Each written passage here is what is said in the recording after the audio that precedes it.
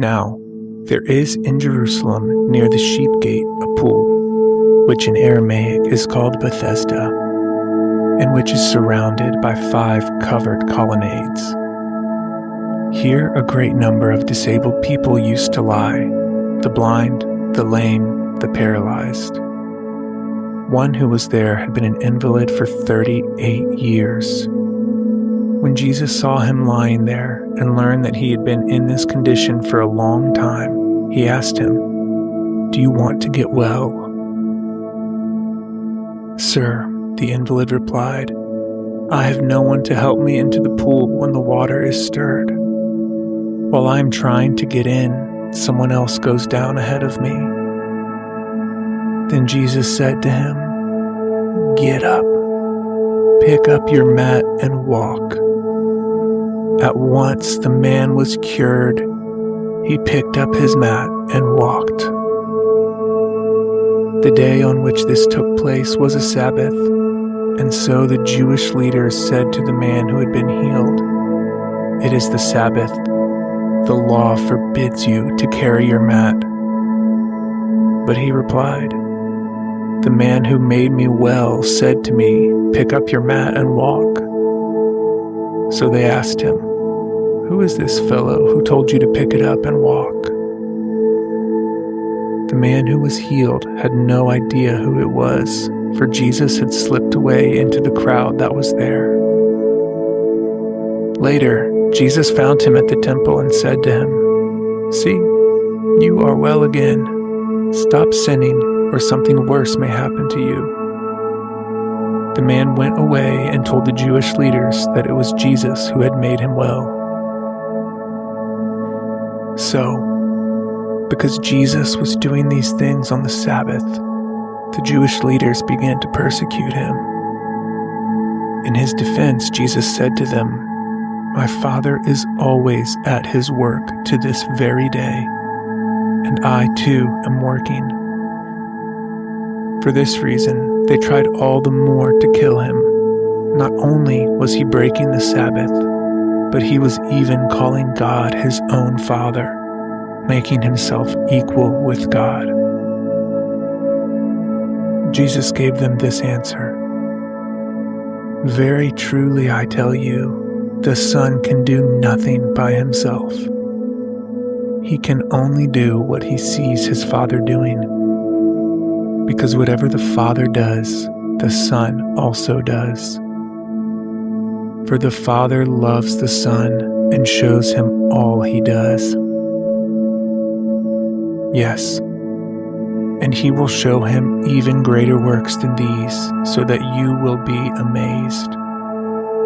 For just as the Father raises the dead and gives them life, even so the Son gives life to whom he is pleased to give it.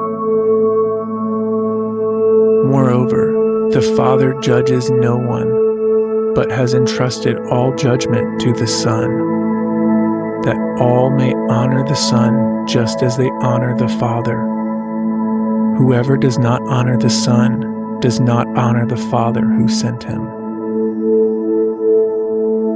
Very truly I tell you, whoever hears my word and believes him who sent me has eternal life and will not be judged, but has crossed over from death to life. Very truly I tell you, a time is coming and has now come when the dead will hear the voice of the Son of God, and those who hear will live.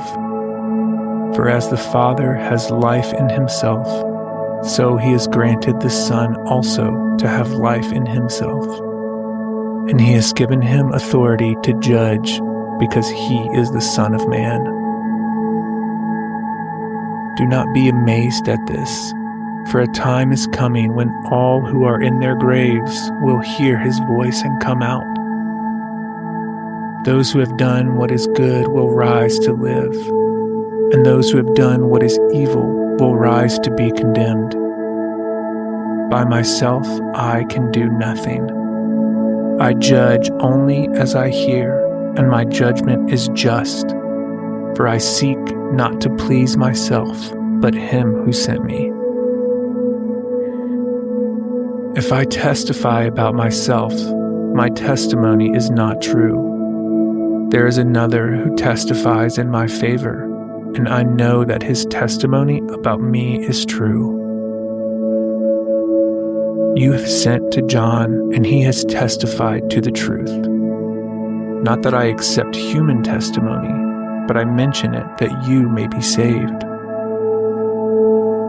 John was a lamp that burned and gave light, and you chose for a time to enjoy his light. I have testimony weightier than that of John, for the works that the Father has given me to finish, the very works that I am doing, testify that the Father has sent me. And the Father who has sent me has himself testified concerning me. You have never heard his voice, nor seen his form, nor does his word dwell in you, for you do not believe the one he sent. You study the scriptures diligently because you think that in them you have eternal life. These are the very scriptures that testify about me, yet you refuse to come to me to have life. I do not accept glory from human beings, but I know you. I know that you do not have the love of God in your hearts. I have come in my Father's name, and you do not accept me. But if someone else comes in his own name, you will accept him. How can you believe, since you accept glory from one another, but do not seek the glory that comes from the only God? But do not think I will accuse you before the Father. Your accuser is Moses, on whom your hopes are set. If you believed Moses, you would believe me, for he wrote about me. But since you do not believe what he wrote, how are you going to believe what I say?